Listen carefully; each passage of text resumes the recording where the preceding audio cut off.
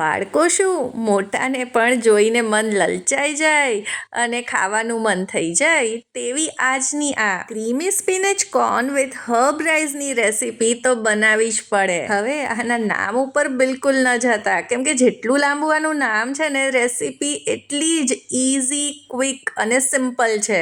આજ પછી તમારી ડિનર લિસ્ટમાં આ શામિલ થઈ જ જશે. અને હજી સુધી જો તમે 4 મિસ ગુજરાતી રસોઈને સબસ્ક્રાઇબ ન કર્યું હોય તો કરી દેજો. નોટિફિકેશન મળે તેના માટે બેલનું આઇકન દબાવજો અને આ વિડીયોને લાઈક કરજો, શેર કરજો. તો આજની આ યુનિક રેસીપી શરૂ કરીએ અને સૌથી પહેલાં આ હર્બ રાઈસ તૈયાર કરી લઈએ.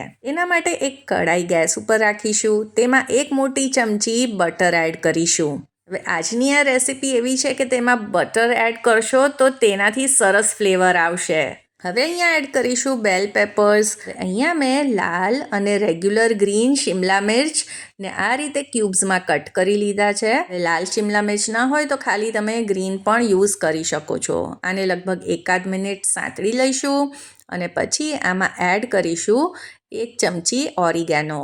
આની જગ્યાએ તમે મિક્સ્ડ હર્બ પણ એડ કરી શકો છો.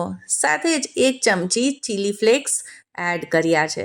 આ હર્બ રાઈસ ખૂબ જ ઓછી વસ્તુઓ અને મસાલા સાથે તૈયાર થાય છે, પણ સાચું કહું ને તો આનો ટેસ્ટ એટલો બધો સરસ આવે છે ને કે એક વખત તમે આ બનાવશો ને તો તમને પણ એટલા જ ભાવશે. હવે એડ કરીશું 3 કપ બાસમતી ભાત, જે મેં પહેલેથી તૈયાર કરીને રાખેલા છે અને એકદમ જ ઠંડા કરી લીધા છે. પછી જ આમાં આપણે ઉમેરવાના છે. અને જો પરફેક્ટ બાસમતી ભાત કેવી રીતે બનાવવા કે એક દાણો છૂટો થાય તો તેની રેસીપી દાલ ફ્રાય જીરા રાઈસની રેસીપીમાં મેં આપેલી જ છે, તો તેની લિંક હું ડિસ્ક્રિપ્શનમાં આપી દઈશ, તો તમે જરૂરથી જોજો.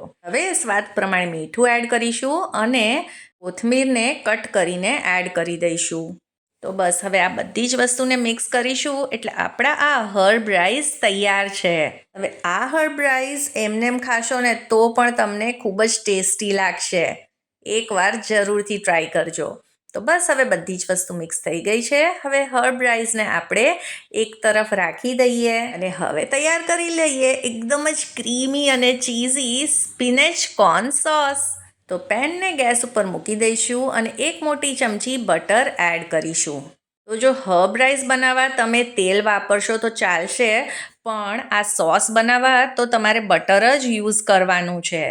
હવે બટર મેલ્ટ થઈ જાય એટલે આમાં આપણે એડ કરી દઈશું 1 કપ બાફેલી મકાઈના દાણા.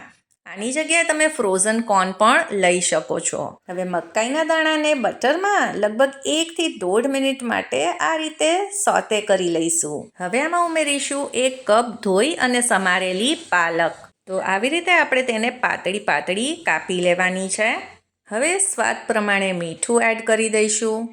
સાથે જ 1 ચમચી ઓરિગેનો અથવા તો મિક્સ્ડ હર્બ પણ એડ કરી શકો છો. અને અહીંયા 1 ચમચી મેં મરીનો પાવડર પણ ઉમેર્યો છે, તેનાથી ખૂબ સરસ ટેસ્ટ આવશે. અને ચીલી ફ્લેક્સ પણ. હવે આપણે આને લગભગ 1 કે 1.5 મિનિટ માટે કૂક કરી લઈએ.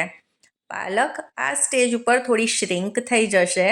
અને જો તમારા બાળકો પાલક ન ખાતા હોય તો આ રેસીપી જરૂરથી ટ્રાય કરજો, તે લોકો હોંશે હોંશે ખાશે. હવે અહીંયા મેં 1 કપ દૂધ લીધું છે, તો 1 કપ દૂધ આમાં એડ કરી દઈશું. હવે આપણા સોસને થોડુંક થીક કરવા અહીંયા હું 3 નાની ચમચી ઘઉંનો લોટ એડ કરી રહી છું. આની જગ્યાએ તમે મેંદો કે કોર્નફ્લાવર પણ એડ કરી શકો છો, પણ ઘઉંનો લોટ એડ કરવાથી સ્વાદમાં ખાસ એવો કોઈ ફરક નહીં પડે, એટલે હું ઓલવેઝ ઘઉંનો લોટ જ એડ કરું છું, કેમ કે તે થોડુંક હેલ્ધી છે. હવે અહીંયા આપણે 2 થી 3 ચીઝ ક્યુબ્સ આમાં એડ કરી દઈશું. હવે આ જેમ જેમ સોસ કૂક થશે તેમ તેમ તે ઘાટો થશે, ક્રીમી અને ચીઝી બનતો જશે.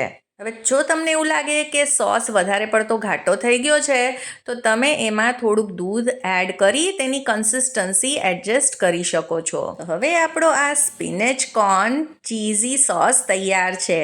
તો ફેન્સી રેસિપીનું પ્લેટિંગ પણ થોડુંક ફેન્સી હોવું જોઈએ ને, તો હર્બ રાઈસને આ રીતે પ્લેટમાં વચ્ચે અરેન્જ કર્યા છે અને હવે ગરમ સોસને આ રીતે ચારે બાજુ આપણે આમાં એડ કરી દઈશું. હવે આવું પ્લેટિંગ જોઈને તો કોણ ના પાડે. તો જો આજની આ રેસિપી તમને પસંદ આવી હોય તો તેને લાઈક કરજો, તમારા ફ્રેન્ડ્સ અને ફેમિલીમાં શેર કરજો અને મારી ચેનલ ચાર્મિસ ગુજરાતી રસોઈને સબસ્ક્રાઈબ કરી દેજો.